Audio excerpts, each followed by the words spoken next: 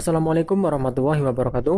Halo teman-teman subscriber semuanya, selamat datang kembali di channel saya di RR Gaming Channel.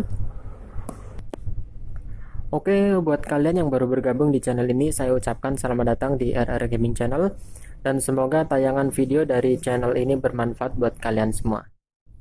Halo teman-teman semuanya, pada video kali ini saya akan membahas tentang perbedaan antara metode hand dan hand di PS3 OFV. Kita pasti sudah mengenal istilah hand dan hand di PS3 OFV. Sebenarnya, fungsi hand dan hand itu hampir sama, yaitu agar bisa melakukan proses pengisian game secara satuan dan bisa memainkan game kopian layaknya di PS3 CFV. Karena seperti yang sudah kita ketahui, untuk PS3 OFV yang belum diinstal hand atau hand, saat kita ingin mengisi satu game saja, kita harus memformat dulu semua data yang ada di PS3 kita, termasuk file game dan file save data dari game yang pernah kita mainkan sebelumnya, atau biasa disebut dengan istilah inject. Nah, cara ini tentu saja tidak recommended banget buat para pengusaha rental PS3 yang harus ganti game bola minimal 2 kali dalam setahun. Meskipun memiliki fungsi yang hampir sama, ternyata metode hand dan hand memiliki perbedaan yang cukup mencolok.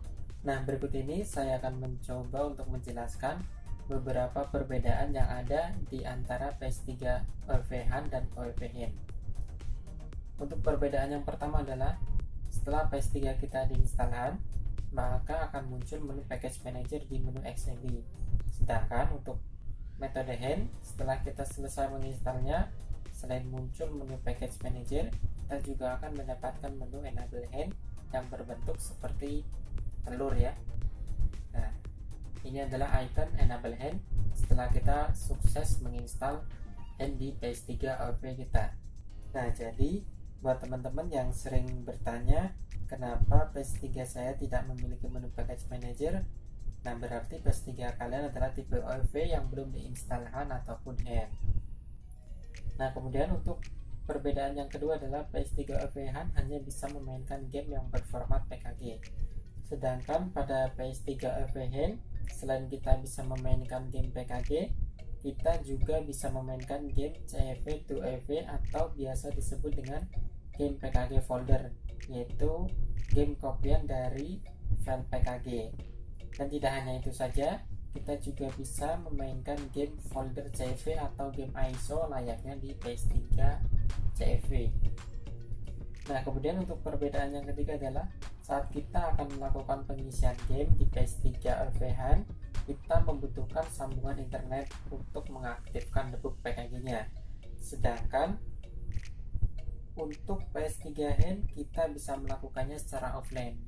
Nah, jadi di sini saat kita ingin mengisi game di PS3 OFV hand, kita harus mempunyai koneksi internet dan PS3 kita harus sudah terhubung ke internet terlebih dahulu sebelum melakukan proses pengisian gamenya.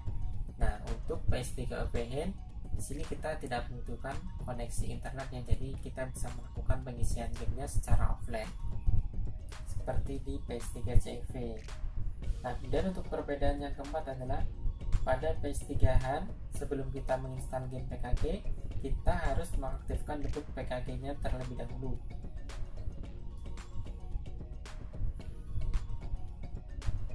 Yaitu dengan cara menggunakan sambungan internet tadi ya. Dan setelah itu kita baru bisa melakukan proses pengisian gamenya. Sementara untuk PS3 hand kita hanya perlu mengaktifkan enable hand-nya saja. Nah, jadi untuk PS3 OFV hand kita hanya perlu mengaktifkan enable hand-nya dengan cara seperti ini ya. Kita tinggal menekan tombol gelap pada stick, dan cara ini bisa kita lakukan secara offline ya, jadi tidak perlu lagi menggunakan sambungan internet. Nah, setelah handnya aktif seperti ini, kita tinggal enter saja, tinggal keluar. Nah, setelah itu kita bisa melakukan proses pengisian gamenya. Dan kemudian untuk perbedaan yang kelima adalah sebelum kita menginstal PS3 hand, kalian harus update firmware-nya terlebih dahulu minimal ke firmware 482. Dan sedangkan untuk PS3 OFV hand, sebelum kita menginstal handnya, kita harus update firmware kita ke OFV ataupun HEV 485 ya. Nah, di sini kita harus diwajibkan terlebih dahulu menginstal firmware HEV 485. Dan untuk yang firmware-nya masih di bawah 485, misalnya 482, kita bisa langsung naikkan ke 485 tanpa perlu update ke 484 ataupun 483 terlebih dahulu ya. Jadi misalkan kalian firmware-nya masih 482, kalian bisa langsung update firmware kalian ke HEV 485. Kemudian untuk perbedaan yang nomor 6 adalah di PS3 LVH kita tidak bisa menginstal Multiman, sedangkan di PS3 LVH kita bisa menginstal Multiman layaknya di PS3 CV. Nah, di sini untuk PS3 LVH-nya sudah saya install Multiman, dan untuk caranya seperti apa nanti kalian bisa simak di video saya yang sebelumnya ya, untuk cara menginstal Multiman di PS3 LVH. Dan tidak hanya itu saja, kita juga bisa memainkan game langsung dari harddisk eksternal melalui Multiman tanpa perlu menginstal gamenya terlebih dahulu. Jadi di sini sudah hampir mirip seperti PS3 CV ya. Kita bisa memainkan game langsung dari harddisk eksternal dengan format game ISO. Nah, kemudian untuk perbedaan yang nomor 7 adalah waktu pengisian game di PS3 HAN lebih lama dibandingkan dengan PS3 LVH. Nah, jadi buat teman-teman yang PS3 LVH-nya sudah diinstal HAN, pasti kalian bisa merasakan ya untuk proses pengisian gamenya lebih cepat dibandingkan dengan metode HAN ya, karena di sini sudah hampir mendekati ke PS3 CV. Apalagi untuk metode HAN ini kita juga bisa menginstal game dengan format ISO ya, jadi lebih cepat untuk waktu pengisian gamenya karena tinggal copy paste saja layaknya di PS3 CV. Nah, itu tadi perbedaan antara PS3 LVH dan PS3 LVH. Meskipun untuk garis besarnya fungsi dari kedua metode ini hampir sama, yaitu sama-sama untuk mengeksploit PS3 LVH, tetapi untuk beberapa fungsi yang ada di kedua metode ini sebenarnya cukup banyak perbedaannya. Dan untuk metode HAN ini bisa dibilang adalah metode terbaik hingga saat ini untuk PS3 LVH.